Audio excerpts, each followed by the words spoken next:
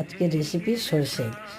প্রথমে সরষে নিলাম, কালো সরষে, তারপরে পরিমাণ মতো লঙ্কা, যে যেমন ঝাল খায় সেই হিসাবে লঙ্কা দিতে পারেন। এবার নেব সাদা সরষে, সেটাও বেটে নেব। তারপরে দিলাম পোস্ত। বাটাটা যেন খুব মিহি হয়, কারণ মিহি না হলে ভালো লাগবে না, দানা দানা থাকলে ভালো লাগবে না। কড়াই তেল দিলাম, তেলটা গরম হতে হতে এবার আমি সরষে বাটাটায় আমি তেল দিয়ে দিলাম, কারণ তেলটা না দিলে তেতো হয়ে যায় বেশিক্ষণ থাকলে। হ্যাঁ, এবার কড়ার মধ্যে মাছগুলো আমি দিতে থাকলাম। মাছগুলো এক পিঠ করেই ভাজা হবে, কারণ কাঁচা একটু থাকলে ভালো লাগে ইলিশ মাছে। এবার দিয়ে দিলাম ওপরে দিয়ে কালো জিরে, তারপরে দিলাম মশলাটা। এবার পরিমাণ মতো নুন, হলুদ, কাঁচা লঙ্কা